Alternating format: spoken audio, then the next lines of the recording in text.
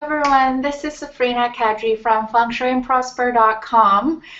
Sorry, it's been I think about 2 months since my last video, and some of you have emailed me to ask me what's going on. So I have been a little bit busy with a few projects on my plate at the moment, but I know I owe you guys a video, so this video this time around is talking about feng shui and your kitchen. Now, if you followed my previous videos, you know I always say that for residential, if you want to feng shui a residential space, there are three main areas that you always need to make sure have the best feng shui as possible. First and foremost is the entrance. Second is the kitchen, and then third is the feng shui for all the bedrooms, at least the bedrooms that are going to be used. So for this time around, as I do see that there are a lot of questions around how to make sure that the feng shui is good, especially in the past few consultations, the kitchen seems to be the sticking point for a lot of people, so I thought might as well do a hangout this time around, and we'll address a few of the main concerns here. So let's get right into it. First and foremost, do not place a stove in the center of the layout, especially if your house is facing southwest or northeast, because this will make it a double whammy, because the heart of the kitchen for the houses that are facing southwest and northeast, the heart of the kitchen is already weak, and when you put the stove there, it makes it even weaker. Even for a regular house, if they are facing different directions, you also don't want to make sure that the kitchen is right in the middle, because just imagine the kitchen being the heart of the home is equivalent to the heart of your body. If your heart is weak, then your whole body is weak, right? Our heart is the one that's pumping blood and nutrition and energy to the rest of the body. Same thing with the center of the kitchen.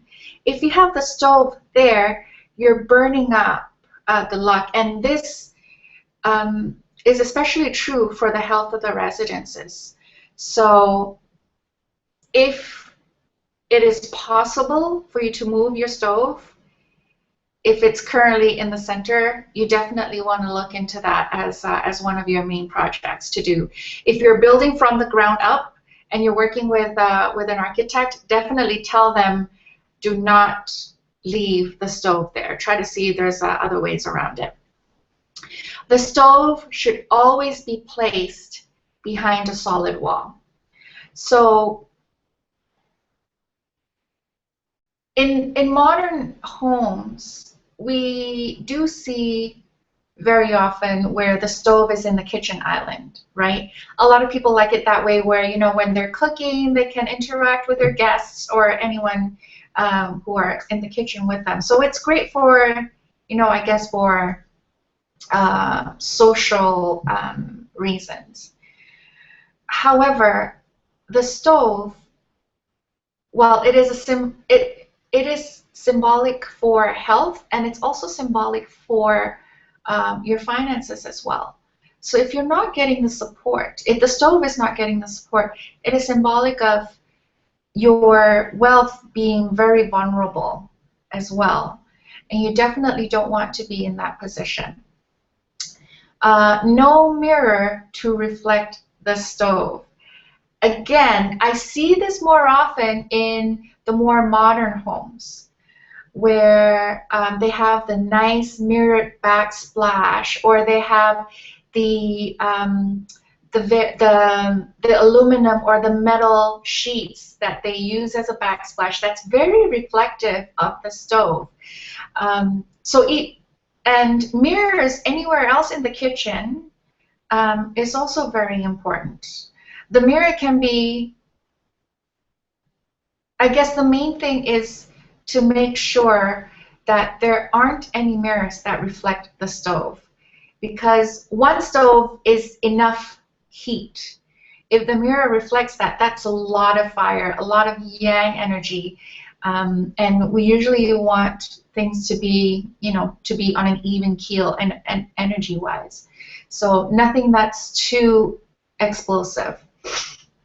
So definitely no mirror that reflect the stove, and also no mirror to reflect the clutter.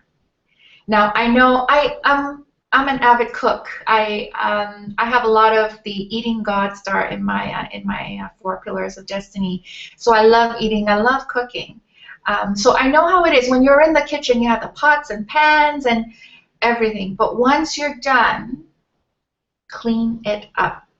Clutter is the main rule, no matter what space. If it's commercial, residential, or it's in a corporation, clutter blocks chi from coming in. And if it's reflected by the mirror, again, it's doubling the clutter. So you definitely want to make sure that, once you're done cooking whatever, you need to clean up. No stove in the northwest corner. This is one of the cardinal rules when I have families coming to me when they're house hunting, either buying or renting.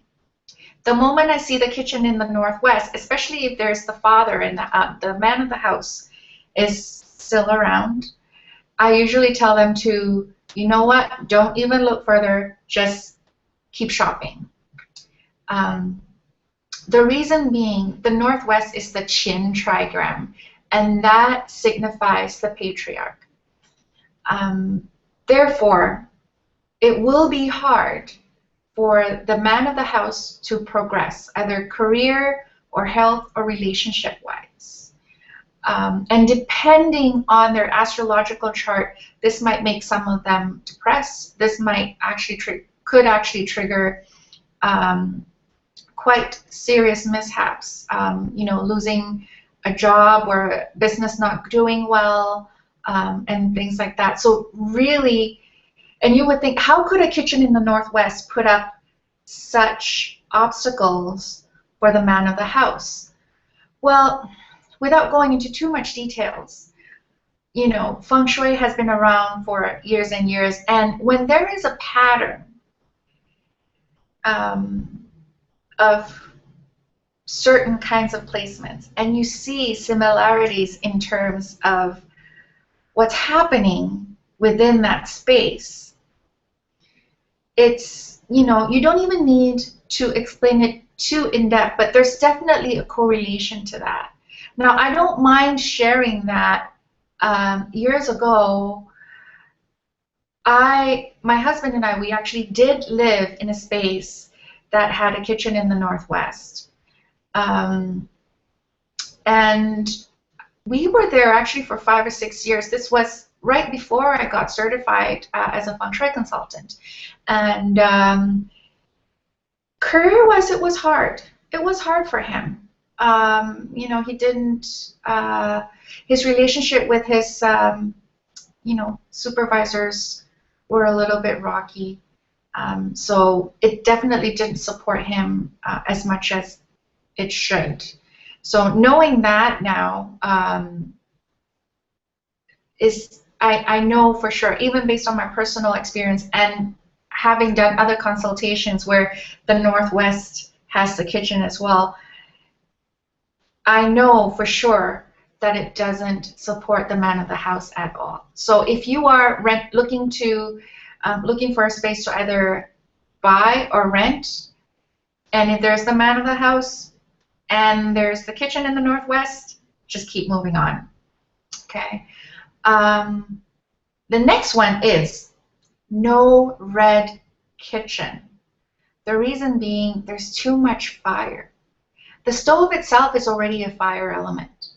And once you put in, and once you make the kitchen's color palette mainly red, you're putting in more fire in there. And again, anything that's too strong is not feasible, especially with red. In Feng Shui, actually, be very, very, very careful with red.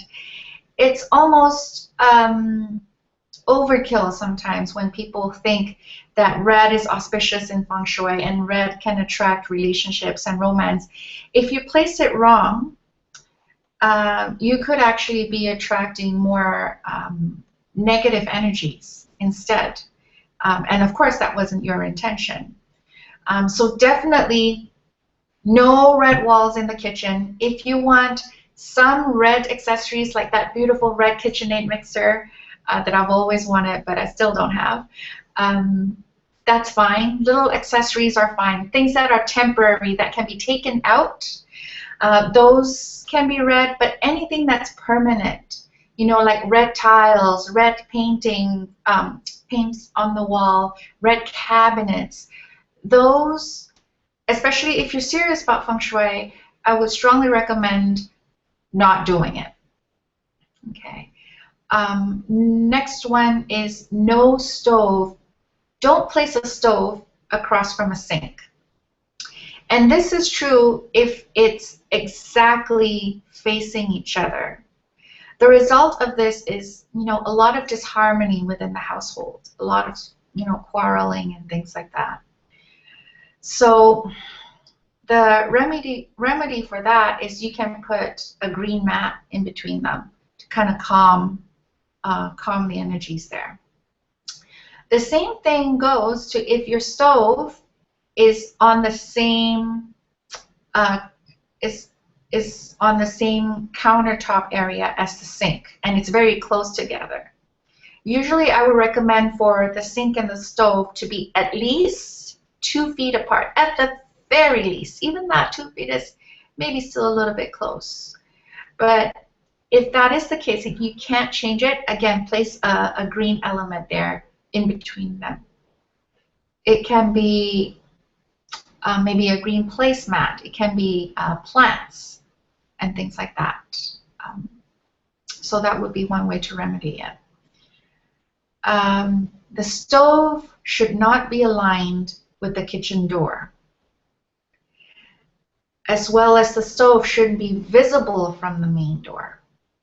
These, again, you want to make sure, because the stove signifies health as well as wealth, you want to make sure that it's not vulnerable. So it's immediate, if it's immediately visible from either doors, the kitchen door or the main door, then the chi it makes the stove very vulnerable, and thus your health and your wealth vulnerable as well.